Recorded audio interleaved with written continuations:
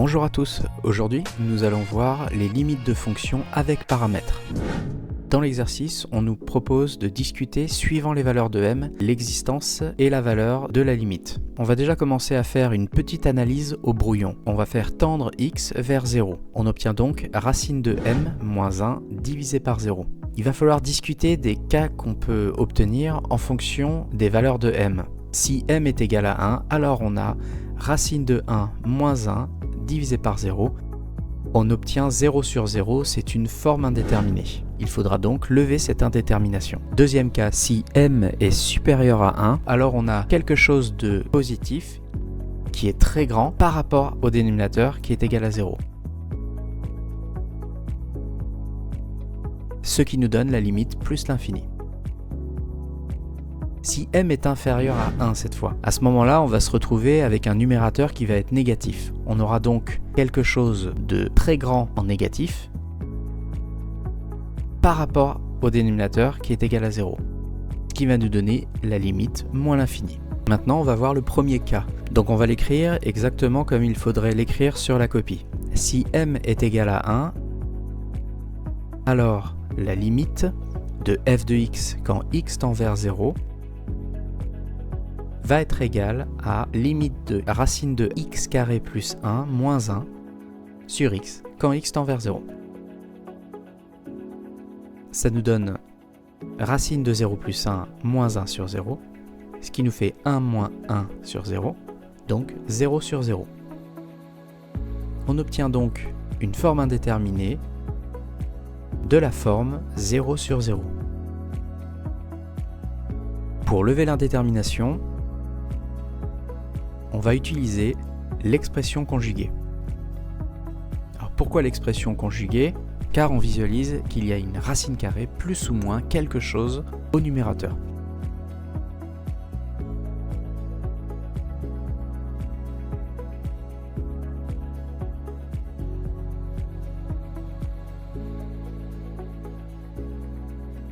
On va donc multiplier le numérateur par son expression conjuguée qui correspond à racine de x carré plus 1 plus 1.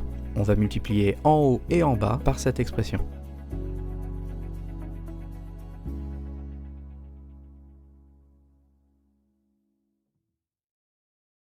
Donc petit rappel, avec l'expression conjuguée, on va pouvoir obtenir la troisième identité remarquable. a moins b facteur de a plus b est égal à a carré moins b carré.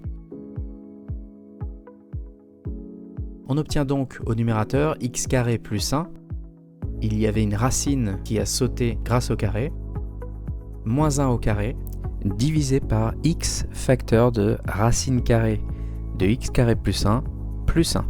Moins 1 au carré est égal à 1, donc on va pouvoir éliminer les 1 au numérateur.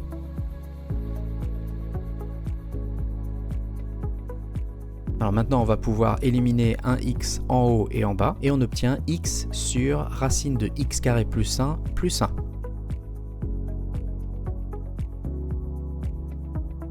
Or, la limite de x quand x tend vers 0 est égale à 0, ça c'est pour le numérateur, et la limite de racine de x carré plus 1 plus 1 quand x tend vers 0, ça c'est pour le dénominateur, ce qui va tendre vers racine de 0 au carré plus 1 plus 1.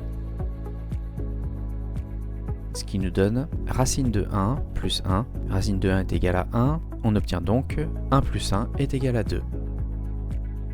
On écrit donc sur la copie, par quotient,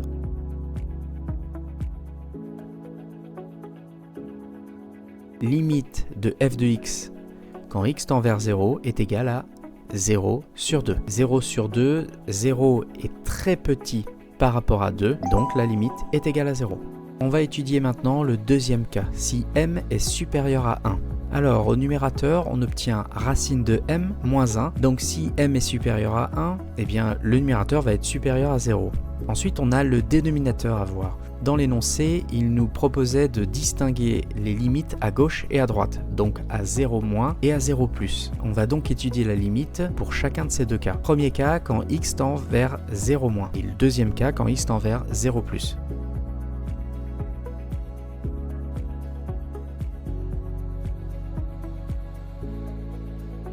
Dans le premier cas, par quotient, on obtient la limite de f de x quand x tend vers 0 moins est égale à moins l'infini. Pourquoi? Car le numérateur est positif et le dénominateur tend vers 0 moins, ce qui nous donne quelque chose de très grand, positif, sur 0 moins, qui nous donne moins l'infini. Deuxième cas, par quotient, on obtient limite de f de x quand x tend vers 0 plus est égal à plus l'infini. On a un numérateur qui est très grand positif divisé par 0 plus. On n'a que du plus partout, donc ça tend vers plus l'infini. Troisième cas, si m est inférieur à 1, alors le numérateur va être inférieur à 0 cette fois. Donc on va devoir maintenant discuter dans chaque cas la limite. Pour le premier cas, par quotient, limite de f de x quand x tend vers 0 moins, cette fois ça va être plus l'infini, car on a quelque chose de très grand au numérateur, mais qui est négatif, divisé par 0 moins, qui est donc négatif. Moins par moins ça fait plus, on obtient donc plus l'infini. Pour le deuxième cas, par quotient, on obtient donc la limite de f de x quand x tend vers 0 plus, qui est égale à quelque chose qui est très grand négatif au numérateur, divisé par 0 plus, qui est donc positif. On a donc du moins en haut, du plus en bas, ça va donc nous faire moins l'infini. La correction de l'exercice est donc terminée. On a donc dû discuter de la limite en fonction d'un paramètre m, et en plus de ça, on avait à distinguer des limites à gauche et des limites à droite. Si la correction vous a aidé et si vous voulez soutenir la chaîne, pensez à mettre un like et à vous abonner.